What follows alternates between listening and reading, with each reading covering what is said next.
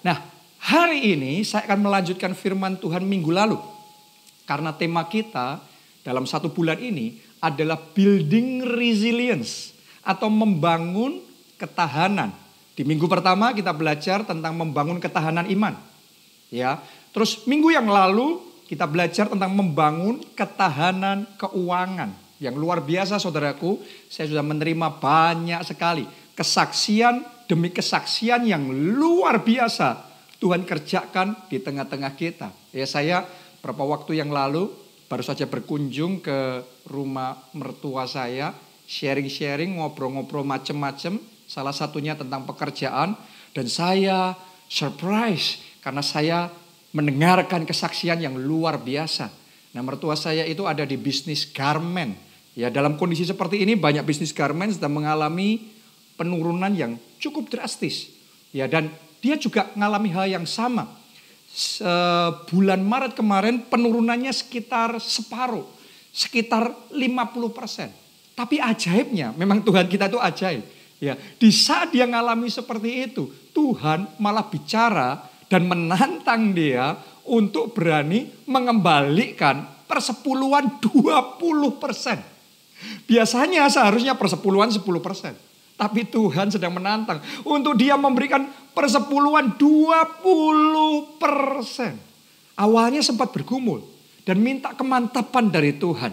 Dan dia mulai mengkalkulasi di dalam bisnisnya. Dan dia sempat ngomong sama suaminya, sama papa mertua saya. Ya, bahwa kalau memang ini omsetnya mencapai sekian, maka pasti bisa persepuluhan 20%. Dan yang luar biasa saudaraku, di bulan April kemarin Tuhan buat mujizat yang luar biasa. Tingkap langit Tuhan bukakan. Di masa seperti ini berkah dicurahkan. Dan dia bisa mengembalikan persepuluhan 20%. Dan dia cerita itu persepuluhan terbesar yang pernah dia berikan di dalam sepanjang sejarah pekerjaannya sampai dengan saat ini. Artinya ada mujizat memecahkan rekor terjadi kembali. Saya berdoa dalam keuanganmu, di dalam pekerjaanmu, in the name of Jesus. Di dalam nama Tuhan Yesus terjadi mujizat yang memecahkan rekor. Terjadi mujizat memecahkan rekor itu. Amin. Terima itu dengan iman. Dalam nama Yesus. Ada lagi satu jemaat baru. Jemaat online, keluarga Allah. Ya, nah dia punya kerinduan untuk temannya bisa menerima anugerah keselamatan. Jadi dia bersaksi, dia berdoa buat temannya. Ya, memang temannya saudaraku akhirnya meninggal dunia. Akan tetapi yang disyukuri adalah sebelum itu sudah menerima Yesus sebagai Tuhan dan Juru Selamat. Dan yang paling luar biasa sudah menerima anugerah keselamatan. Tahukah saudara, anugerah terbesar namanya anugerah keselamatan. Ya, jadi bisa masuk di dalam kerajaan surga. Tapi ternyata kerinduan dia untuk bersaksi dan melayani Tuhan itu, Tuhan nyatakan kuasanya luar biasa. Tiba-tiba saja dia dihubungi sama keluarga dari temannya ini. Karena ini keluarga pengusaha yang cukup besar. Ya. Kemudian keluarga ini saudaraku mempercayakan bisnis mereka kepada jemaat online kita ini, ya, dipercayakan untuk mengelola kebun sawit 5.000 hektar. Wow, ini sekali lagi mujizat memecahkan rekor terjadi. Saya percaya kalau jemaat kita yang lain mengalami, saat ini giliran Anda alami dan terima mujizat memecahkan rekor terjadi di dalam kehidupan saudara.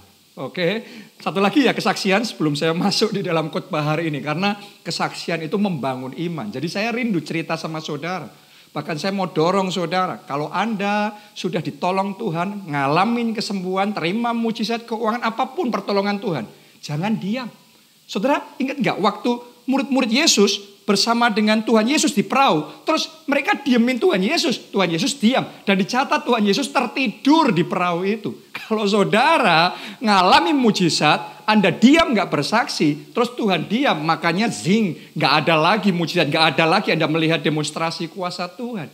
Jadi kalau Tuhan bekerja dalam hidupmu, engkau harus bersaksi. Ketika engkau bersaksi, itu menyukakan hati Tuhan. Dan Tuhan akan mengerjakan mujizat yang bertubi-tubi dalam hidup saudara. Jadi saudara kirimkan kesaksian ke saya di JSM, di Instagram, di Facebook, di Twitter, ya, di YouTube, saudara kirimkan kesaksian ke saya, ya, ceritakan bagaimana Tuhan menyembuhkan dan Tuhan menolong, karena kesaksian saudara itu akan membangkitkan iman orang-orang lain yang mendengarkannya, ya. Ada satu lagi kesaksian dari salah satu jemaat kita juga di awal tahun ini, dia ngalami mujizat yang luar biasa.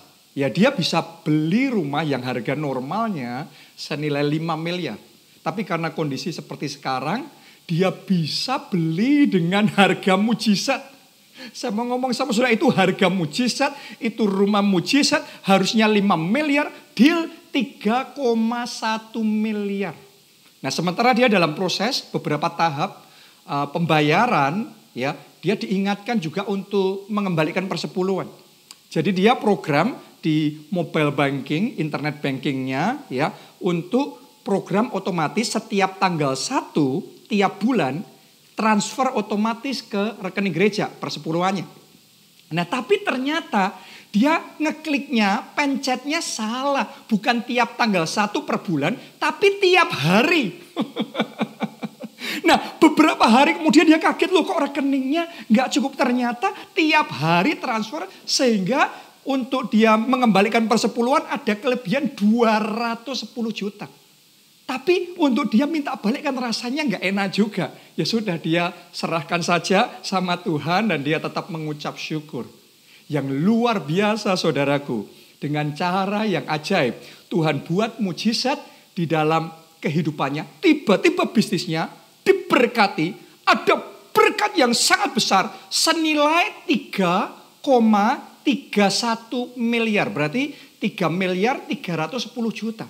Waktu dia terima itu, wah excited. Tapi dia bertanya-tanya, kenapa kok angkanya ganjil ya? Tiba-tiba Roh Kudus seperti kayak memberi pengertian sama dia. Itu yang 3,1 miliar untuk bayar rumahnya, dan yang 210 juta untuk persepuluhan, kelebihan persepuluhannya. Kalau ditambahkan 3,31 miliar. Jadi mujizat yang dialami ini benar-benar unbelievable miracle. Mujizat yang tidak masuk akal. Dia sudah dapat rumahnya, dia juga bisa mengembalikan persepuluhan 210 juta, saudaraku. Plus itu jumlahnya ditambahkan, semuanya dikembalikan lagi sama Tuhan untuk dia terima blessing yang luar biasa. Jadi saya berdoa mujizat-mujizat yang tidak masuk akal juga terjadi di dalam kehidupan saudara. Amin. Haleluya, Tuhan sedang mempersiapkan kita ini untuk membangun ketahanan keuangan kita. Oke, jadi rema demi rema yang disampaikan di gereja kita ini bukan cuma khotbah biasa, tapi ini ada power, ada kuasa Tuhan yang siap bekerja. Saya yakin saat ini juga kuasa Tuhan siap bekerja dalam hidup saudara. Ya, di bagian yang ketiga dari seri khotbah ini, saya mau membagikan yang namanya building health resilience, membangun ketahanan kesehatan. Nah, kita tahu bahwa saat ini seluruh dunia sedang dilanda dengan yang namanya wabah virus corona. Sakit penyakit di Indonesia ada DBD dan macam-macam, berbagai macam sakit penyakit. Saya mau ngomong sama saudara, saat sakit penyakit sedang melanda seluruh dunia, satu hal yang paling penting untuk kita lakukan pada saat ini adalah membangun ketahanan kesehatan kita. Jemaat keluarga Allah, saya ajak saudara, jadilah sekuat-kuatnya, jadilah sesehat-sehatnya. Di masa seperti ini, bangun stamina kesehatan saudara, ketahanan kesehatan saudara. Saya bacakan Mazmur 91 ayat 5 sampai ayat yang ke-6. Ditulis begini, engkau tak usah takut terhadap kedahsyatan malam, terhadap panah yang terbang di waktu siang, terhadap penyakit sampar yang berjalan dalam gelap, terhadap penyakit menular yang mengamuk di waktu petang. Nah, firman Tuhan ini berbicara kepada saudara, engkau tak usah takut. Ya, bukan berarti kita sembrono. Bukan berarti kita tidak waspada. No, bukan itu yang firman Tuhan katakan. Tapi hari ini saya mau tekankan sama saudara, jangan takut. Wabah boleh melanda, virus corona, sakit penyakit apapun boleh melanda seluruh dunia ini. Tapi saudara dan saya anak-anak Tuhan, jangan takut. Kenapa kita nggak perlu takut? Sederhana, karena kita punya Tuhan yang sanggup meluputkan kita dari penyakit sampar, dari penyakit menular, dari penyakit yang mematikan kita. Tuhan sanggup meluputkan kita. Boleh katakan amin. Oke. Nah, pertanyaannya bagaimana cara Tuhan meluputkan? Ada dua cara. Yang pertama yaitu membangun benteng ilahi di sekeliling kita sehingga tidak ada sakit penyakit yang bisa kena sama kita. Jadi sakit penyakitnya dijauhkan, sakit penyakitnya disingkirkan. Saudara aman dalam lindungan Tuhan. Saat ini juga saya berdoa benteng ilahi untuk kesehatan Anda dan keluarga saudara. Tuhan berikan di dalam nama Yesus. Amin. Ya, cara yang kedua Tuhan meluputkan kita adalah dengan begini. Ya, mungkin serangan itu sempat diizinkan, tapi Tuhan memberikan stamina ilahi kepada saudara sehingga Anda bisa memerangi sakit penyakit itu dan Anda yang muncul jadi pemenangnya. Jadi kalau yang pertama tadi benteng ilahi, yang kedua yang Tuhan berikan stamina ilahi. Mungkin Anda diserang dengan sakit penyakit, diserang dengan virus, tapi bukan saudara yang kalah, Anda yang berkemenangan. Boleh katakan amin, saudaraku. Haleluya. Ya, jadi ini cara Tuhan sama seperti di dalam Alkitab. Anda perhatikan di zaman raja-raja, ya ketika Tuhan mau menyelamatkan umatnya, ya ada dua. Yang satu diluputkan dari peperangan. Tapi yang kedua mungkin peperangan itu diizinkan datang. Musuh diizinkan menyerang. Tapi Tuhan menyertai mereka. Mereka maju berperang dan mereka mengalami kemenangan atas semua serangan itu, atas semua peperangan itu. Jadi kalau saat ini tubuh saudara sedang diserang dengan sakit penyakit, mungkin ada virus yang mencoba masuk dan menyerang tubuh saudara. Saya mau katakan ada stamina ilahi. Tuhan mau karuniakan kepada saudara sehingga Anda yang mengalami kemenangan. Artinya kesembuhan terjadi. Amin. Haleluya. Jadi anak-anak Tuhan, saudara jangan takut. Ya, karena ada benteng ilahi. Ada stamina ilahi. Mungkin saudara tanya sama saya, Pak, gimana dengan orang-orang yang meninggal dunia? Saya mau katakan, kalau mereka anak Tuhan, mereka meninggal dunia, saya mau ngomong, jangan lupa Tuhan itu penuh dengan kuasa. Hanya kalau memang sudah waktunya, melalui cara apapun, hanya kalau sudah waktunya, diizinkan sama Tuhan, mereka meninggal dunia. Oke? Tapi kalau tidak diizinkan sama Tuhan, juga tidak bisa. Oke? Jadi saudara, saat ini dimanapun Anda berada, saya mau katakan sama saudara sekali lagi, engkau tak usah takut. Mulai hari ini roh ketakutan dihancurkan, dipatahkan, keluar dari hati saudara. Imanmu dibangkitkan, iman bahwa ada benteng ilahi, ada stamina ilahi Tuhan berikan sama saudara. Ini yang dimiliki oleh Paulus. Paulus itu luar biasa sekali. Dalam hidupnya ada stamina ilahi yang luar biasa. Saya bacakan 2 Korintus 11 ayat 23 sampai 27. Apakah mereka pelayan Kristus? Aku berkata seperti orang gila. Aku lebih lagi, aku lebih banyak berjerih lelah. Lebih sering dalam penjara. Anda bayangkan? Ya, berarti aktivitas Rasul Paulus ini sangat menguras energi, menguras tenaga. Oke? Didera di luar batas, kerap kali dalam bahaya maut. 5 kali aku disesat orang Yahudi, setiap kali 40 kurang 1 pukulan. 3 kali aku didera, 1 kali aku dilempari dengan batu, 3 kali mengalami karam kapal, sehari semalaman aku terkatung-katung di tengah laut. Dalam perjalananku aku sering diancam bahaya banjir. dan bahaya penyamun, bahaya dari pihak orang-orang Yahudi dan dari pihak orang-orang bukan Yahudi, bahaya di kota, bahaya di padang gurun, bahaya di tengah laut, bahaya dari pihak saudara-saudara palsu. Aku banyak berjeri lelah dan bekerja berat, kerap kali aku tidak tidur, aku lapar dan dahaga, kerap kali aku berpuasa, kedinginan dan tanpa pakaian. Tapi hidupnya terpelihara secara luar biasa karena ada stamina ilahi yang Tuhan berikan kepada Rasul Paulus. Jadi saya yakin salah satu rahasia keberhasilan pelayanan Rasul Paulus adalah karena dalam hidupnya ada stamina ilahi. Saya berdoa stamina ilahi seperti yang Tuhan berikan kepada Rasul Paulus saat ini Tuhan tambahkan di dalam kehidupan saudara. Amin. Mulai hari ini ada stamina ilahi di dalam hidup saudara. Oke, saya ajak saudara baca lagi. Kisah Para Rasul 14 ayatnya yang ke-19 sampai 20. Ya, saya bacakan buat saudara. Rasul Paulus bukan hanya punya stamina ilahi. Nanti di sini Anda akan melihat Rasul Paulus punya yang namanya kesembuhan ilahi. Saya bacakan. Tetapi datanglah orang-orang Yahudi dari Antiokhia dan Ikonium dan mereka membujuk orang banyak itu memihak mereka. Lalu mereka melempari Paulus dengan apa? Batu. Dan menyeretnya keluar kota. Oke, bayangkan dilempari batu terus diseret keluar kota.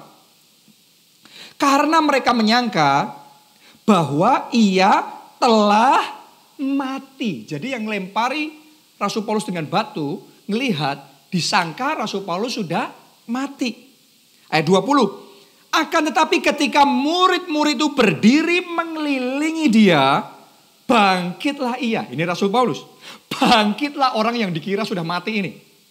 Lalu masuk ke dalam kota. Keesokan harinya berangkatlah ia bersama-sama dengan Barnabas ke Derbe. Coba Anda renungkan apa yang terjadi pada Rasul Paulus. Dia dilempari batu sampai dikira sudah hampir mati. Sudah mati malah. Tapi yang luar biasa, kuasa kesembuhan ilahi bekerja di dalam tubuh Rasul Paulus sehingga pemulihan terjadi dengan cepat. Memang terluka, memang lebam, memang berdarah-darah, memang sudah hampir mati atau sudah mati, dikira sudah mati. Tapi pulihnya dengan cepat, sembuhnya dengan cepat. Tiba-tiba dia bangkit kembali. Tiba-tiba dia bisa melanjutkan perjalanan. Jadi ada kesembuhan ilahi. Saya berdoa saat ini. In the name of Jesus. Dalam nama Yesus. Kuasa kesembuhan ilahi bekerja di dalam tubuh saudara. Kalau ada sakit penyakit yang sempat menyerang. Sempat membuat saudara berdarah-darah. Sempat membuat saudara terluka. Sempat membuat saudara sakit. Tapi saat ini kuasa kesembuhan ilahi bekerja. Membawa pemulihan dan kesembuhan terjadi. Terima itu di dalam nama Tuhan Yesus.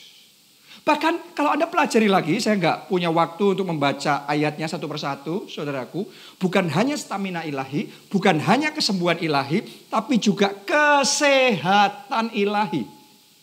Tuhan kasih sama Rasul Paulus. Masih ingat nggak ketika Rasul Paulus waktu itu sempat karam kapal, terus kemudian terdampar di satu pulau, lagi terdampar di sana, digigit sama ular yang sangat beracun, sangat berbisa, dan orang-orang di pulau itu yang lihat Rasul Paulus, mereka komentarnya, orang ini sial banget sih, baru aja selamat dari karam kapal, ya, digigit ular sebentar lagi mati. Jadi mereka ngerti itu ular bahaya dan pasti mati yang digigit oleh ular itu. Ya, tapi yang luar biasa Anda boleh baca di Alkitab.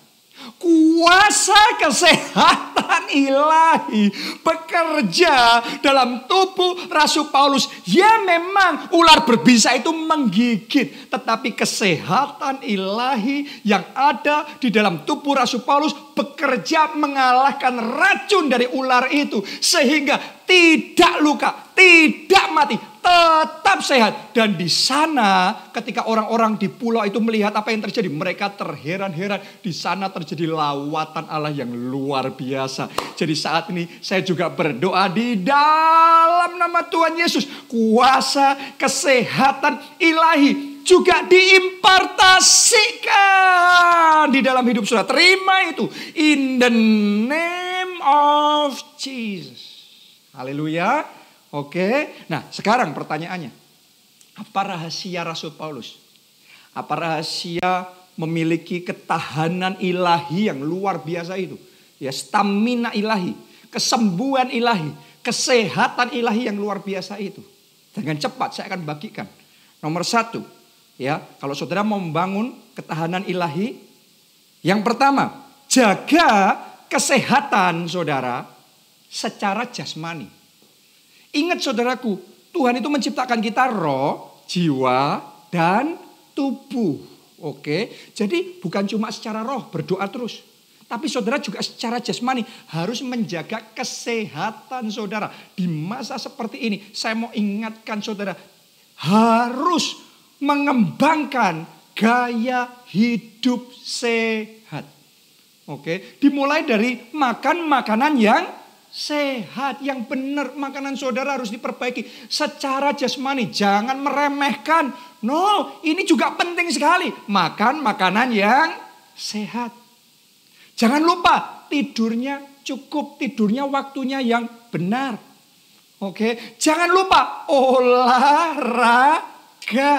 Saudaraku, di momen-momen seperti sekarang ini, saya saja secara pribadi juga melakukannya tiap hari. Saya bangun pagi, saya memang berdoa dulu, ya saat teduh dulu, ya doa dan firman dulu. Tapi sesudah itu saya ambil waktu untuk berjemur di bawah sinar matahari sama Pastor Nita, sama istri saya, juga sama Pak Obaja.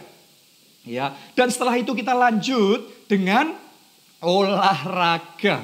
Oke, jadi setiap hari kita olahraga bersama-sama, kita coba jaga makanan kita, makanan yang sehat. Kita kembangkan gaya hidup yang sehat. Jadi saudara jangan ngomong, pokok yang penting percaya Tuhan.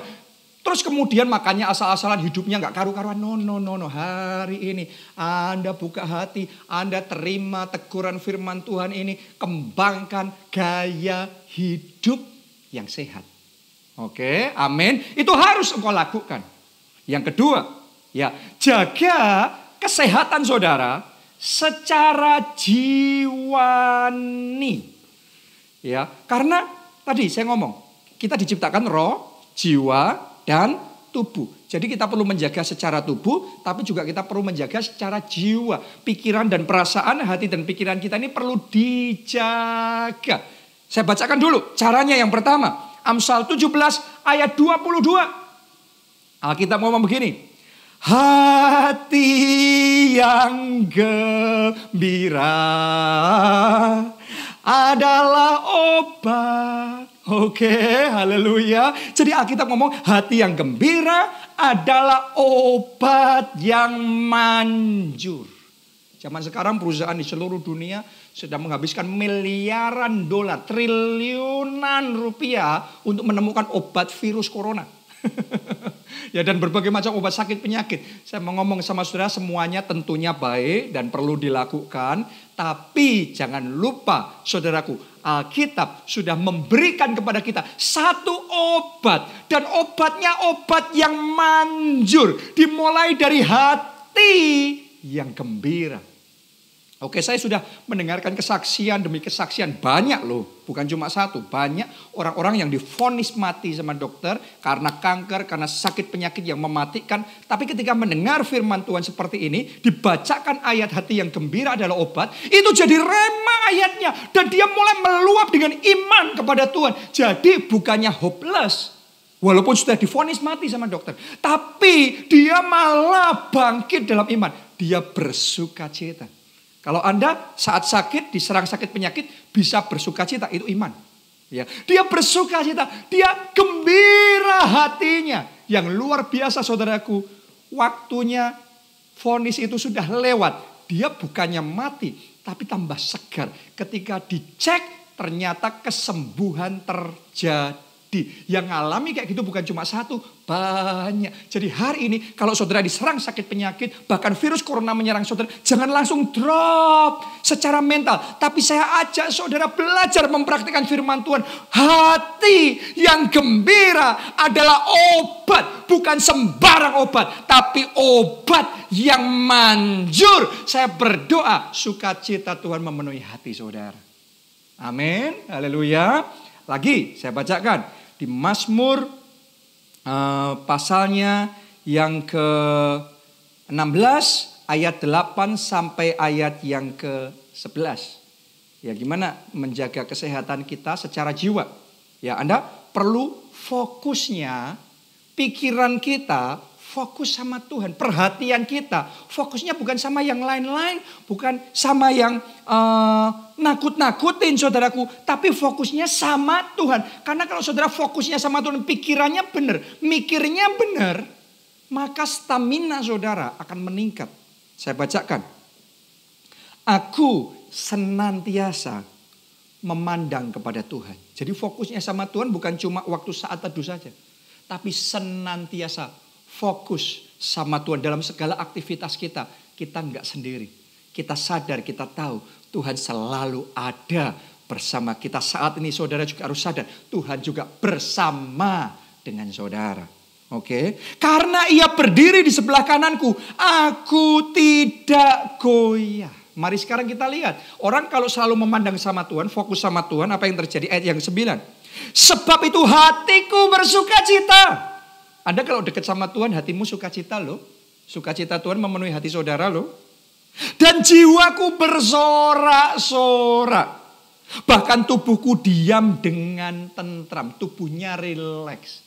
Banyak orang tubuhnya tegang. Syaraf-syarafnya semua tegang. Kenapa? Stres, frustrasi, depresi. Tapi kalau Anda fokusnya sama Tuhan, ada damai, ada ketenangan. Tubuh saudara, syaraf-syarafnya rileks. Anda kalau tidur, tidurnya nyenyak. Amin, amin. Ayat 10. Sebab engkau tidak menyerahkan aku ke dunia orang mati. Kalau saudara dekat sama Tuhan, Anda fokus sama Tuhan, Anda tidak diserahkan ke dunia orang mati. Dan tidak membiarkan orang kudusmu melihat kebinasaan. No. Ayat 11. Engkau memberitahukan kepadaku jalan kehidupan, di hadapanmu ada sukacita berlimpah-limpah, di tangan kananmu ada nikmat senantiasa. Mulai hari ini jiwa saudara dibuat nikmat. It is well with my soul. It is well with my soul. Anda jaga pikiran hati saudara, fokus sama Tuhan, maka jiwamu dibuat nikmat oleh Tuhan. Amin, haleluya. Itu yang kedua perlu kita lakukan untuk membangun ketahanan kesehatan kita. Yang kedua secara jiwa. Yang ketiga sekarang, yang terakhir, yaitu bangun kesehatan saudara secara roh juga. Caranya gimana? Saya pernah bagikan sama saudara. Aktifkan kuasa perlindungan darah Yesus. Masih ingatkah saudara waktu di Mesir ketika tulah terakhir itu, maut itu menjelajahi seluruh tanah Mesir. Alkitab mencatat di setiap rumah ada maut, ada yang mati. Di setiap rumah ada yang mati. Tapi di rumah-rumah umat Tuhan, karena di pintu luarnya ada tanda darah anak domba, maka umat Tuhan diselamatkan. Saya mau ngomong sama saudara, buat kita saat ini pintu-pintu itu bicara tentang hidup kita, tentang hati kita, itu harus ada tanda darah Kristus. Karena Yesus Kristus 2000 tahun yang lalu turun ke dunia sebagai anak domba Allah. Dia disembelih, dia menyerahkan dirinya, mati di kayu salib supaya oleh bilur-bilurnya sakit penyakit kita disembuhkan. Jadi aktifkan kuasa bilur Kristus, aktifkan kuasa darah Kristus, maka stamina ilahi, maka benteng ilahi ada di dalam kehidupan saudara. Oke, pertanyaannya gimana caranya mengaktifkan kuasa darah Kristus? Sederhana, nubuatkan kesembuhan dan kesehatan saudara dengan iman. Kita baca Bilangan 14 ayat 28. Katakanlah kepada mereka, demi aku yang hidup, demikianlah firman Tuhan, bahwasanya seperti, perhatikan ya, seperti yang kamu katakan di hadapanku, demikianlah yang akan kulakukan kepadamu. Ini yang ngomong Tuhan. Kamu ngomong apa di hadapanku? Ya, demikianlah yang akan aku lakukan. Jadi kalau saudara ngomongnya, waduh mati aku, waduh sakit aku, ketularan aku, Anda bahaya. Karena seperti yang engkau katakan di hadapan Tuhan, demikianlah yang Tuhan akan lakukan. Masih ingat gak saudara? Waktu Musa mengutus 12 pengintai untuk memata-matai tanah perjanjian. Yang 10 balik dan berkata begini, waduh penduduk itu, negeri itu, penduduknya besar kayak raksasa. Kita kecil kayak belalang. Kita pasti ditelannya. Itu perkataan mereka. Dan persis seperti yang dikatakan mereka. Itu yang terjadi. Mereka benar-benar ditelan dan mati di padang gurun. Seturut perkataan mereka. Hanya 2 pengintai. Yaitu Yosua dan Kaleb. Mereka ngomongnya beda. Mereka berkatanya, ya memang penduduk tanah itu besar, raksasa.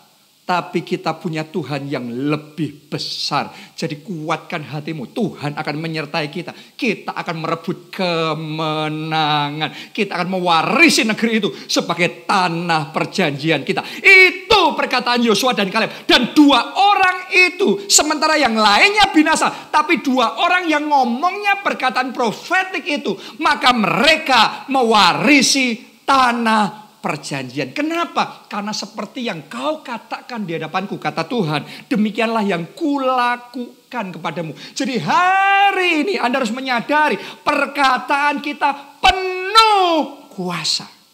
Oke, 1 ayat terakhir saya mau bacakan buat saudara. Siapa yang memelihara mulut dan lidahnya, memelihara diri daripada kesukaran. Saudara harus mengerti, memang masa ini masa yang sukar, masa yang gelap. Tapi kalau saudara mau memelihara diri dari kesukaran, dari masa yang gelap ini, Anda harus pelihara mulut dan lidah saudara.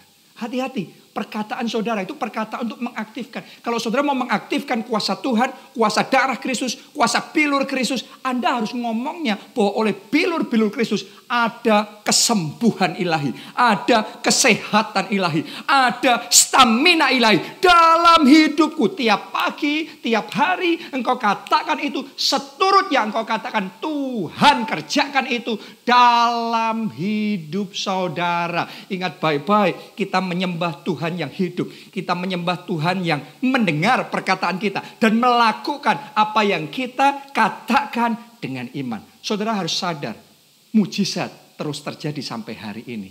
Oke, bukan cuma mujizat keuangan yang sudah saya ceritakan, tapi juga mujizat-mujizat kesembuhan. Ya, saya mendengar cerita-cerita banyak jemaat. Dengan cepat aja saya ceritakan beberapa sama saudara. Ada jemaat yang didiagnosa ada kista di rahimnya. Tapi kemudian ya ikut doa profetik di JSM bersama saya dalam acara doa bareng Pastor Joe. Ya, di situ kuasa Tuhan bekerja. Berapa hari kemudian dia memberi laporan sama saya, kistanya sudah hilang. Jadi saat ini saya berdoa yang ada kista, yang ada daging tumbuh tidak normal di tubuh saudara atau di rahim saudara, saat ini juga dilenyapkan dalam nama Yesus. Kista itu lenyap, tumor itu lenyap, cancer itu lenyap, kesembuhan terjadi bagi saudara. Amin, haleluya. Ada juga saudaraku jemaat dari Sumba yang bekerja di Malaysia. Ya, dia ngirim kesaksian bahwa dia ngalami mujizat instan. Ya, ceritanya berapa waktu yang lalu dia ngerasa sakit di bagian gusinya. Ternyata dia cek gusinya sudah merah semua, bahkan berdarah saudaraku. Terus kemudian muncul bisul sebesar batu kerikil. Ya, jadi itu sakit sekali. Dia ngerasa kesakitan luar biasa. Tapi kemudian dia mendengarkan firman Tuhan disampaikan. Setiap khotbah-khotbah yang disampaikan di gereja kita, dia tangkap, dia dengarkan, dan firman itu membangkitkan imannya. Dia mulai belajar kuasa perkataan firman Tuhan, kuasa deklarasi profetik, kuasa doa profetik. Dia mulai praktek. Di Malaysia dia doain sendiri dalam nama Yesus, sembuh, sembuh. Tiba-tiba suatu saat dia cek di cermin lagi dan dia bersaksi bahwa bisul sebesar batu kerikil itu sudah lenyap. Kesembuhan terjadi. Jadi saat ini bisul apapun juga yang ada di dalam tubuh saudara, saat ini lenyap di dalam nama Tuhan Yesus. Deklarasikan itu. Perkataan saudara penuh kuasa. Oke, ada lagi yang bersaksi. Ya, saudara kita, jemaat keluarga Allah, sakit lambung akut. Ya, bahkan karena sudah akut, sampai beberapa kali waktu kesakitannya luar biasa harus masuk UGD. Ya, akan tetapi kemudian saudaraku, ya, ini keadaan lebih parah lagi, dia harus terikat mengkonsumsi obat-obatan. Sampai 4 bulan gak bisa lepas dari obat yang luar biasa. Dia isi dirinya dengan firman Tuhan. Imannya bangkit. Dia belajar tentang doa profetik. Tentang deklarasi profetik. Dan dia mulai nubuatkan kesembuhan atas hidupnya sendiri. Dia bangkit dalam iman. Dan di situ kuasa Tuhan bekerja. Dan ketika kuasa Tuhan bekerja, mujizat kesembuhan terjadi. Sakit lambungnya dilenyapkan dan dia sembuh. Saya berdoa sakit penyakit apapun yang ada di lambung saudara, yang ada di perut saudara, di bagian tubuh manapun itu, saat ini juga kesembuhan terjadi. Amin. Haleluya. Yang terakhir, saya mau cerita sama saudara. Ada satu ibu dari Ambon yang kenal gereja kita juga dari internet. Ya, jadi zaman sekarang ini saudaraku, Anda bisa jadi jemaat online gereja keluarga Allah. Oke, saudara bisa connect sama gereja keluarga Allah melalui online. Dimanapun saudara berada, di kota, di negara manapun Anda bisa gabung. Jadi jemaat keluarga Allah, connect terus menerus. Ibadah minggu seperti ini ya di channel keluarga Allah. Tapi di harian saudara bisa ikutin saya di JSM, ya di Instagram, di Facebook, di Twitter, di YouTube. Anda bisa ikuti. Anda ikuti ini, saya yakin ada impartasi terjadi. Engkau akan berakar, bertumbuh dan berbuah lebat. Nah, ibu ini ngalami, dia kesaksian begini. Sekitar 2 bulan yang lalu tiba-tiba dia keputihan. Padahal sebelumnya baik-baik saja. Terus disuruh untuk pap smear di laboratorium. Muncul hasilnya. Ada kanker ganas. Ya, dan dokter ngomong ini harus operasi segera. Dia minta cuma di treatment aja nggak bisa. Katanya harus operasi. Dan itu shock dia. Karena harus operasi. Dia down 2 malam nggak bisa tidur. Tapi yang luar biasa. Ya, karena dia terus menerima firman Tuhan. Firman Tuhan membangun imannya. Firman Tuhan menguatkan hidupnya. Ya, dia percaya bahwa oleh bilur-bilur Kristus sakit penyakitnya disembuhkan. Dia mulai praktek perkataan firman Tuhan. Ada kuasa di dalam perkataan profetik, perkataan firman Tuhan. Ketika dia lakukan itu, terus kemudian dia cek yang kedua. Ya, dia cek, dia deg-degan. Hasilnya seperti apa? Dia bersaksi, ya, waktu dia ambil, dia doa, dia buka hasil pemeriksaan laboratorium yang kedua. Itu menyatakan bahwa kankernya sudah tidak ditemukan lagi. Bahwa sakit penyakitnya sudah lenyap. Artinya dia disembuhkan. Saya mau ngomong sama saudara. Ini waktunya kita membangun ketahanan kesehatan kita. Oke, ini waktunya saudara punya stamina ilahi. Anda terpunya kesembuhan ilahi, kesehatan ilahi. Tapi lakukan bagian saudara dulu. Saudara lakukan bagian saudara. Oke, bangun kesehatan saudara secara jasmani. Bangun kesehatan saudara secara jiwa. Bangun kesehatan saudara secara roh. Karena saya percaya kalau kita lakukan bagian kita, maka Tuhan akan melakukan bagiannya. Oke, jadi kalau saudara mau ambil komitmen melakukan bagian saudara, mari saat ini Satukan iman saudara dimanapun berada. Jangan cuma nonton. Mari konekkan hati, konekkan iman. Bisa nggak saudara arahkan dua tangan saudara seperti ini. Ya. Terus kemudian ikuti doa saya. Katakan di hadapan Tuhan. Karena yang kau katakan di hadapan Tuhan. Tuhan ngomong, akan kulakukan. Oke. Jadi saat ini saudara katakan, Tuhan Yesus. Aku mau komit. Membangun ketahanan kesehatanku. Secara tubuh. Secara jiwa. Secara roh. Aku komit membangun ketahanan tubuhku. Mari angkat suara saudara. Masing-masing berdoa saat ini. Saudara katakan sama Tuhan, Tuhan aku mau lakukan bagianku. Mulai saat ini aku mau membangun gaya hidup yang sehat. Di dalam nama Tuhan Yesus. Secara jasmani aku mau mengembangkan gaya hidup yang sehat. Juga secara jiwa aku ambil keputusan mulai hari ini. Aku mau bersuka cita karena Tuhan. Aku mau bergembira karena Tuhan. Sebab firman Tuhan berkata, hati yang gembira adalah obat yang manjur. Aku mau Tuhan. Aku mau Tuhan. Aku mau jaga pikiranku. Aku mau jaga fokusku. Aku mau jaga hatiku. Tuhan tertuju tetap kepada Tuhan saja. Sehingga ada damai sejahtera dalam hatiku. Ada ketenangan dalam hidupku. Ada sukacita di dalam hidupku. Tuhan, aku juga mau aktifkan kuasa darah Kristus. Mulai hari ini perkataanku, perkataan profetik. Mulai hari ini perkataanku, perkataan kesembuhan. Mulai hari ini perkataanku, perkataan kesehatan. Doa saudara, doa. Oh, berikan kekuatan ya Tuhan untuk aku membangun kesehatan. Aku mau lakukan bagianku. Aku percaya Tuhan lakukan bagian Tuhan. In the name of Jesus. Terima kasih Tuhan. Terima kasih ya Tuhan. Terima kasih ya Roh Kudus. Saat ini saudaraku, saya juga ajak saudara untuk menyatukan iman sekali lagi bersama-sama dengan saya. Karena saya mau berdoa seperti Rasul Paulus yang punya stamina ilahi. Yang dikaruniai kesembuhan ilahi. Dan juga yang dikaruniai kesehatan ilahi. Saya ajak saudara ya untuk menyatukan iman. Karena yang kita katakan itu yang Tuhan lakukan. Amen. Jadi sekarang mari masing-masing belajar untuk berkata-kata dengan iman.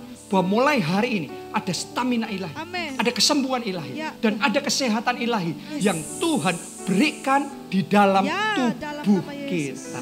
Ada percaya itu? Amen. Yang percaya angkat dua tangan lagi.